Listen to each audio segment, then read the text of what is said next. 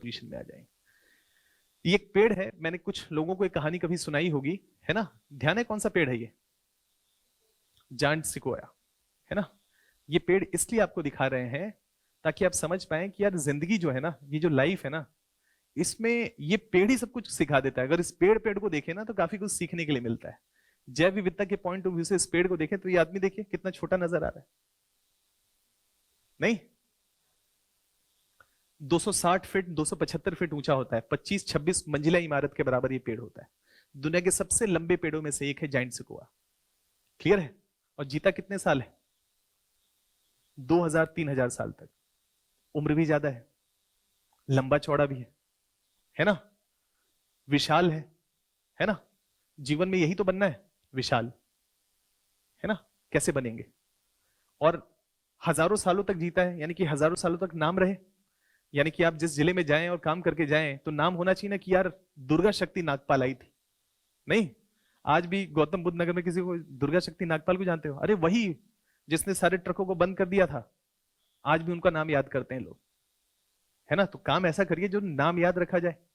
तो काम करने का मतलब है कि जायंट सिकोआ हो गई वो। कैसे हो गई? अपने काम से हुई ना, है ना? उन्होंने ऐसा काम किया।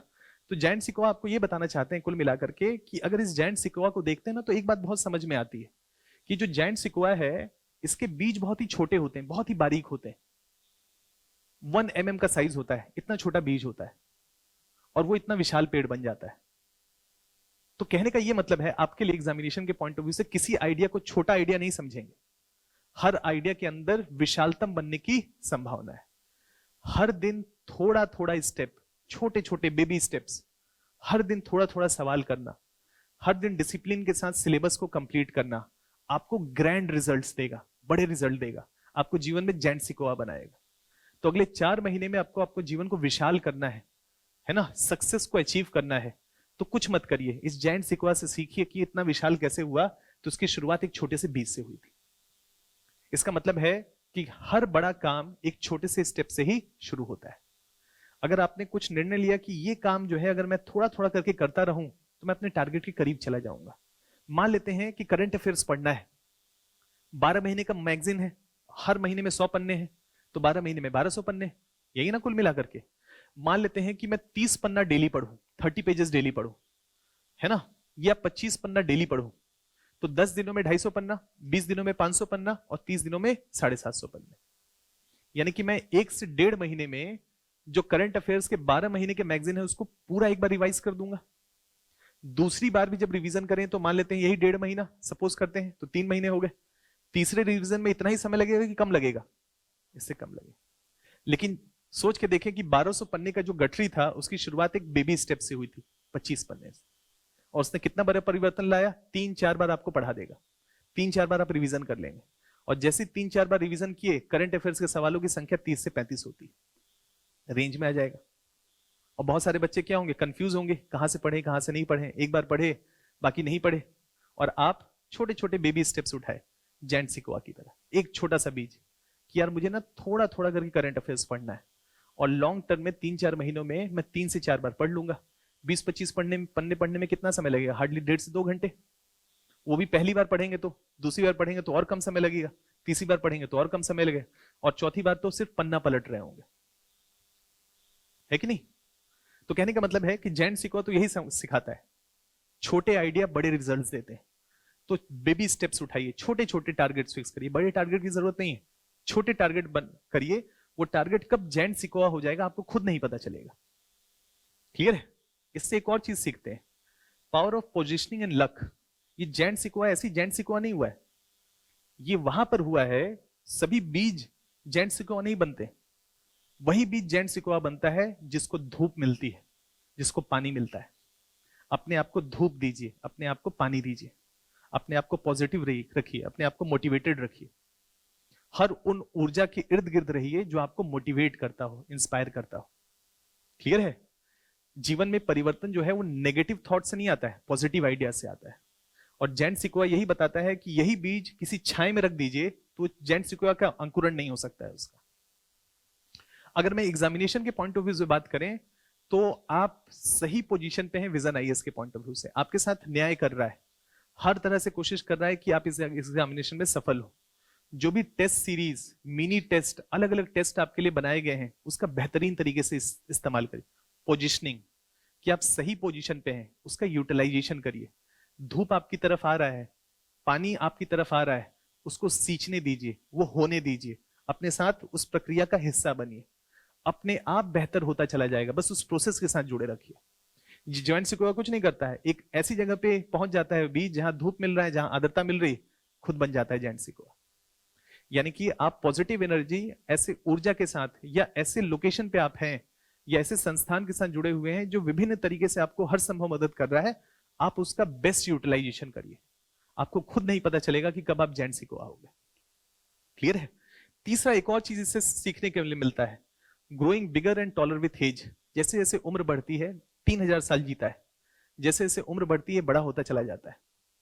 ऐसे ही हर दिन थोड़ा थोड़ा मेहनत करके आपको खुद नहीं पता चलेगा कि आप कब रैंक होल्डर बन जाएंगे। जॉइंट सिक्वा को क्या मालूम है कि 3000 साल तक जिएगा?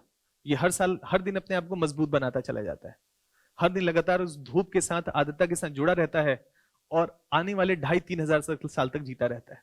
मजबूत मजबूत और मजबूत होता चला जाता है, उम्र के साथ कमजोर नहीं होता है। तो ऐसे ही अपने आप को सोचें, हर दिन थोड़ा थोड़ा मेहनत करें, अपने आप को सींचिए, कब आप विशाल हो जाएंगे आपको खुद नहीं पता चलेगा, है ना? उस आइडिया के साथ जुड़े रहिए, जॉइंट सिक्वा बनिए। चौथा, स्ट्रेंथ थ्रू कम्युनिटी। ये इसलिए मजबूत होता है, ये 260 फीट ऊंचा होता है, लेकिन इसकी जड़ें 6 से 10 फीट ही होती हैं। 6 से 10 फीट का मतलब है कि 5, 7, 5, 8, थोड़ा इतना मान लीजिए, बस इतना ही जड़ होता है इसका। इतना जड़ 26 मंजिल की इमारत को रोके रखता है। कैसे रोके रखता है? क्योंकि जॉइंट सिक्वा अकेला नहीं होता है, ग्रुप में होता है, और नीचे नीचे सब जड़ें, सब पेड़ों की जड़ें एक दूसरे को पकड़े रहती हैं। और उस पूरी प्रक्रिया में जड़ें गहरी नहीं होती हैं, जड़ें कम गहरी होती हैं, उसके बाद भी ये विशाल पेड़ बन जाता है और कितना भी तूफान आ जाए गिरता नहीं है। क्यों? क्योंकि नीचे जो भी पेड़ हैं सबकी जड़ें एक दूसरे को पकड़ी होती है। इसका मतलब है ग्रुप में काम करिए, या जो भी आपके नियर एंड डियर वंस हैं उनको रेस्पेक्ट दीजिए, उनको सम्मान दीजिए, है ना? उनके साथ पॉजिटिव रहिए, वो आपको इंस्पायर करेंगे, मोटिवेट करेंगे, आपको सींचते रहेंगे। ये बड़ा जरूरी पक्ष है। हर दिन जब आप सो के उठें तो लगना चाहिए कि यार आज मेहनत करना है ना? कई बार क्या होता है, किसी से फोन पे बात कर लेते हैं, है ना? अलग अलग मोटिवेशन हो सकता है ना? हो सकता है अलग अलग मोटिवेशन, लेकिन वो कहीं ना कहीं आपको इंस्पायर करेगा ना। पेरेंट्स हो सकते हैं, अलग अलग लोग हो सकते हैं, आपके लाइफ में जो भी इंपॉर्टेंट है वो आपको सींचते हैं, आपको धरा के साथ जोड़े रखते हैं। वसुधा, वसुधा का मतलब क्या है? जमीन, बॉटम के साथ जोड़े रखते हैं। आप में कभी एंगर नहीं आने देंगे, गुस्सा नहीं आने देंगे, ईगो नहीं आने देंगे, वो आपको सींचते रहेंगे। आप अच्छे एक इंसान के रूप में इवॉल्व होते रहेंगे और लगातार आपको इंस्पायर करेंगे, मोटिवेट करने के लिए। तो एक अच्छा कम्युनिटी बनाना, एक पॉजिटिव एनवायरनमेंट क्रिएट करना भी बड़ा जरूरी है। जॉइंट सिक्वा इतना विशाल इसलिए नहीं बना कि इसकी जड़ें बहुत गहरी हैं, इसकी जड़ें कम गहरी हैं लेकिन सब जड़ों से जुड़ी हुई है, इसलिए कितना भी तूफान ला दीजिए गिरने वाला नहीं। इसका मतलब है कि संकट के समय, मुश्किल समय में डिमोटिवेटेड है, आपको कोई ना कोई व्यक्ति इंस्पायर करेगा, मोटिवेट करेगा, पुश करेगा कि मेहनत करो, काम करो, है ना? यही आपके हाथ में है।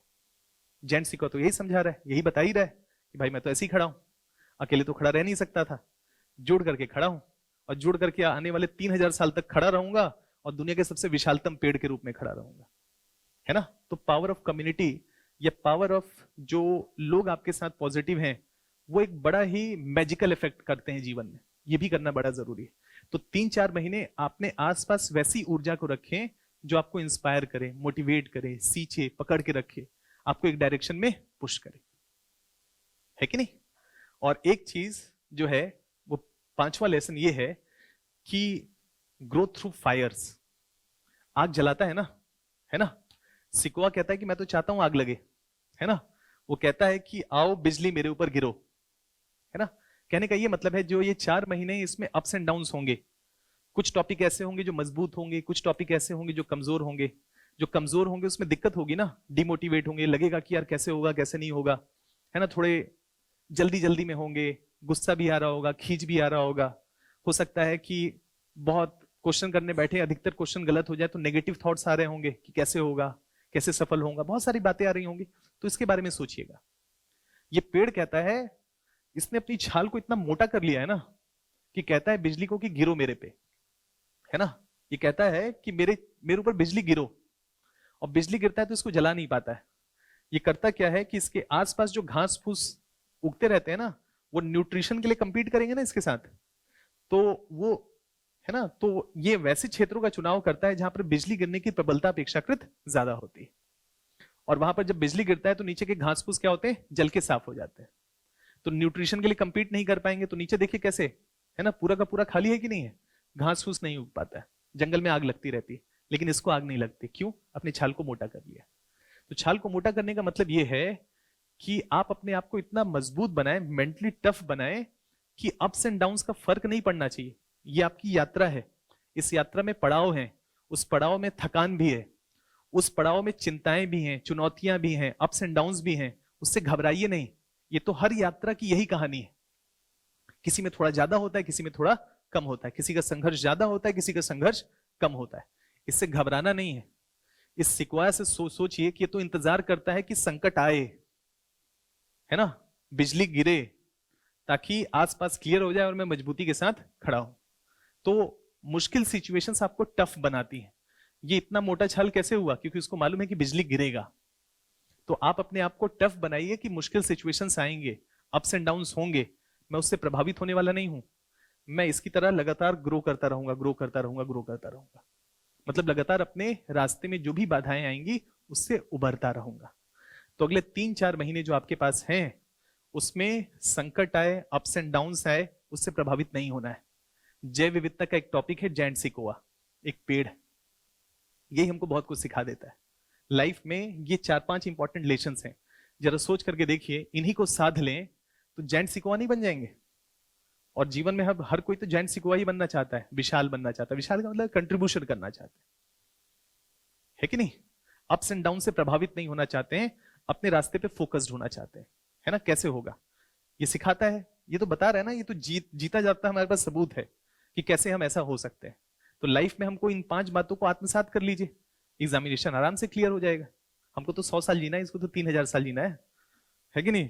इसका 10% भी इंक्लूड कर लिया तो भी एग्जामिनेशन क्लियर हो जाना है कि नहीं? क्योंकि 100 ही साल तो जीना है हमको। और कौन सा हमको 260 फीट का लंबा होना है? 5.8 ही काफी है कि नहीं? 5 फुट भी काफी है, 5.1 ही, 5.2 ही काफी है। वो इंपॉर्टेंट है ही नहीं। इंपॉर्टेंट ये है कि हमारे आदर्श क्या है अंदर, हमारे मूल्य क्या है, हमारे वैल्यूज क्या है, वही तो सक्सेस दिलाएंगे ना। तो जैंट सिकोआ अगर विशाल है तो उसके कुछ मूल्य हैं, उसका कुछ फीचर्स है।